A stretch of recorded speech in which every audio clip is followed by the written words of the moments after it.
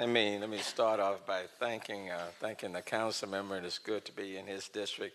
Councilmember Mike Laster, District J. I certainly want to acknowledge again Councilmember Jack Christie. He's our resident painter. If you need something painted, just call Councilmember Jack Christie. He does it for free. But let me say, Assalamu alaikum. Peace be with you. And then, of course, former council member M.J. Khan, always good to be with him and the society and all of the board members and the founder that's here. And if I'm not mistaken, he started this organization on the campus of University of Houston, if I'm not mistaken. So good to be with the founder one more time. The former city councilman Gordon Quam. Look, we've got a number of people, Zafta here on the Planning Commission, a longtime friend and supporter, very much appreciated. There are just a number of people. It's good to be with the chief and the panel. Let me just say I've got a number of comments that are here. I'm going to kind of change things around.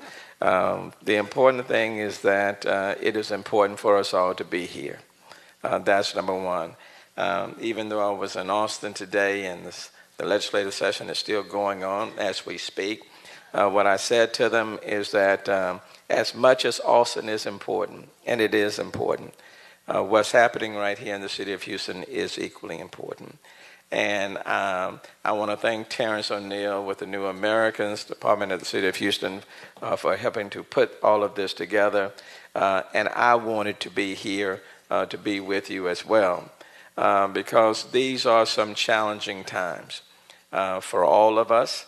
And the reality is what diminishes one will diminish all of us. And so it's one thing to say that we are very diverse, and we are diverse. But diversity in and of itself doesn't do anything if we are not always seeking to be inclusive. And so we are connected on so many different levels. But today, this is a day when it's important for me as the mayor of this city, along with city council members and department heads, but all of the department heads, just kind of raise your hand, all of them, and there are a number of them that are here. All of the city employees and representatives, just raise your hand.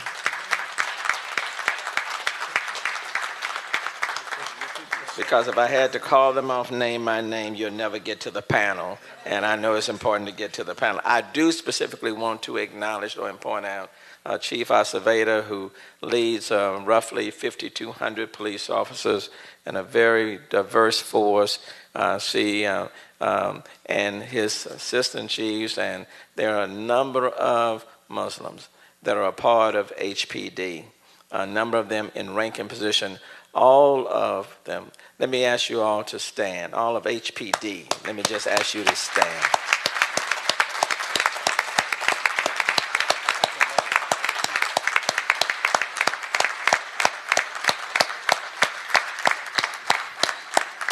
Let me say, and you can continue. Don't sit yet. Don't sit yet. Don't sit yet. I am so proud to be the mayor of this city when you have individuals like the ones that are standing before you today. Now, do we have enough? The answer is no. Do we need more? The answer is yes. And we need all of you to encourage others to seek to be a part of the Houston Police Department, because all communities need to be represented. All communities and persons within our city need to be protected. Hate crime, there's no place for it in our city. The respect for our faith, respect for where we come from, all of that's important. And these men and women who are not here are here to serve and protect. And that means serving and protecting each and every one. But it's important for HPD to be a force that carries that diversity.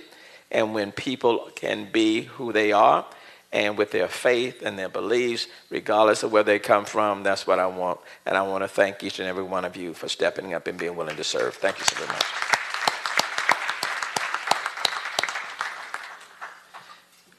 And again, there are people that are serving in all departments. Zaf, I certainly want to thank him for being on the Planning Commission. I appreciate that and lending his voice, because what it means is that we should not be departmentalized.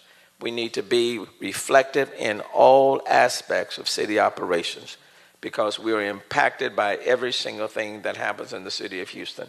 And the city is open to all communities of all faiths, of all religious ethnicities in the city of Houston. And we are actively seeking men and women, young and old, and especially millennials, to serve on boards and commissions throughout the city of Houston. With all due respect to the elders, you know, there is a place at the city of Houston for millennials. I am seeking millennials because we're not just building a city for yesterday, we're building a city for today and tomorrow.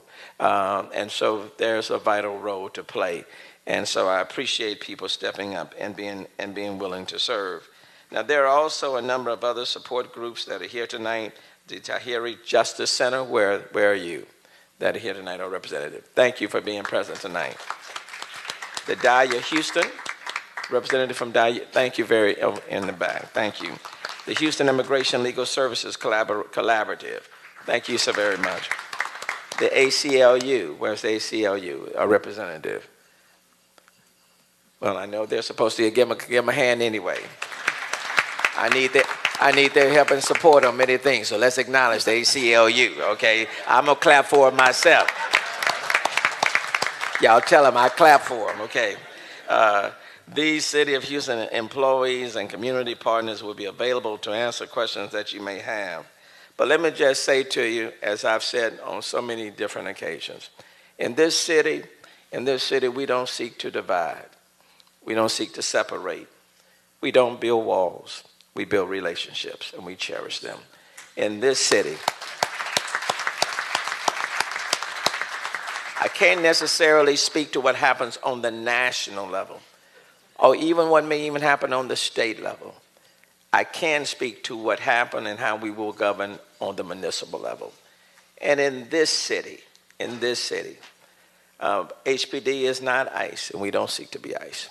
In this city, we don't profile. We're not going to do that. In this city, from the youngest person all the way to the oldest, this is a city that respects people for who they are, that values family, that values people being who they are, expressing themselves, and not running away from their culture, of their identity. In this city, you don't have to. Quite frankly, in this city, I don't want you. Be who you are. And in this city, we will seek to protect and serve everybody. And one of the reasons why I wanted to be here tonight, to reassure you that I am your mayor. I am your mayor.